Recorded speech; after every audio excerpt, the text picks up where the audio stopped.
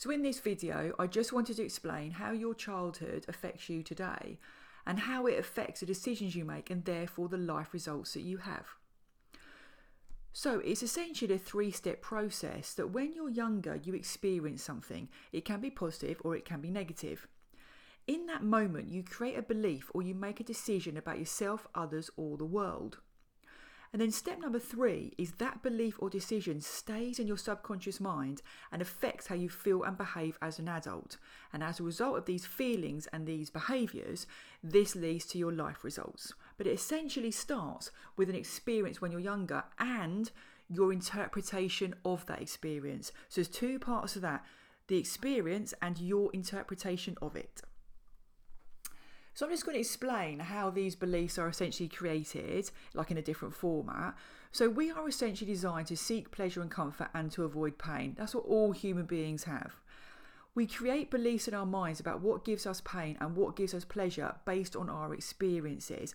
Now these can be in childhood, many of them are, but it can also be from experiences of a couple of weeks ago.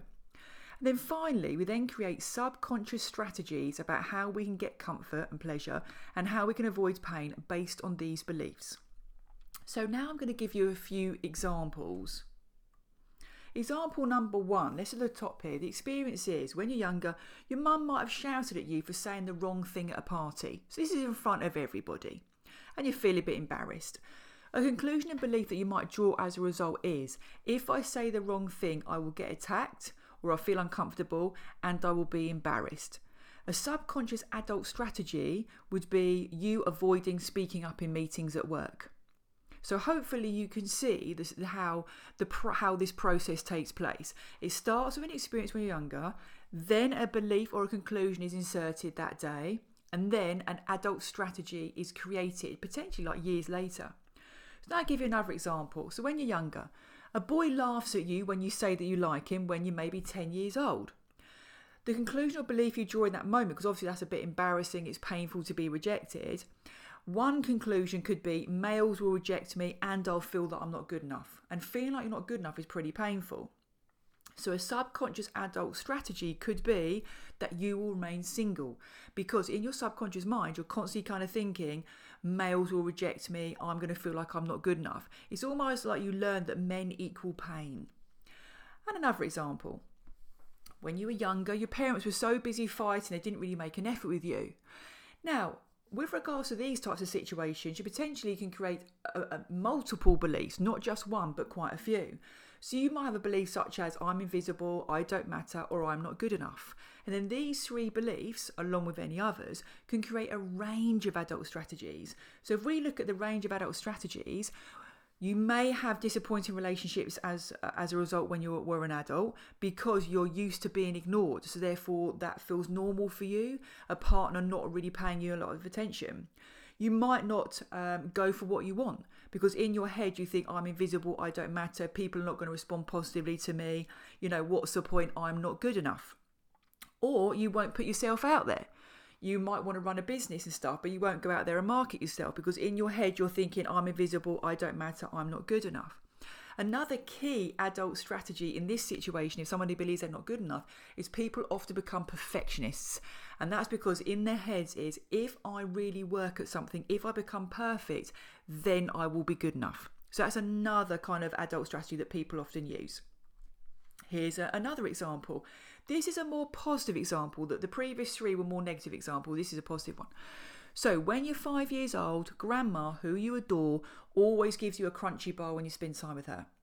The conclusion and the belief that you create in your head during those occasions is that chocolate, especially crunchies, equals love and comfort. So you associate the 2. Those positive feelings of like love and comfort go with crunchies. So when you're an adult, this subconscious strategy could be that you are addicted to chocolate, especially crunchies. That's because if you ever want love and comfort, you've just got to go to crunchies. So that because there's an association between the 2. And this is one reason why people struggle to stay on diets when they're older, is because they've got these kind of comforting memories when they're younger of eating chocolate or eating comforting foods.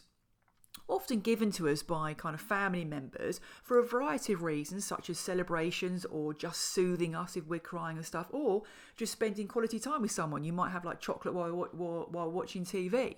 Right, so there's all these associations when we're older equal love and comfort. So chocolate or crisps or whatever equals love and comfort, because it takes us back to when we're a childhood. So that, as I said, is often why people struggle to stay on diets, because they've got an association in their childhood of unhealthy foods going with positive emotions. So just to conclude, what you believe in your subconscious mind directly affects every single one of your feelings, decisions and actions. And the actions that you take or you don't take in your life all add up and determine your life results. So if you are looking at your life results, i.e., what do you look like, how much money do you make, where do you live, what types of relationships you have, if you look at all of that, which is what I call life results, whatever you have or whatever you don't have is usually caused by the subconscious beliefs that you have. Now, the positive news is, after I said this, is that you can change the beliefs that you've created based on your childhood experiences. You can change them. That is the positive news. Whatever those beliefs are, especially ones that are holding you back or limiting in your life, you can change them. But obviously you have to make that decision that you want to change. And in most instances, with the method I'm just about to talk about, that is that not actually that painful, because many people fear going to therapy or going backwards because they think they've got to relive those experiences.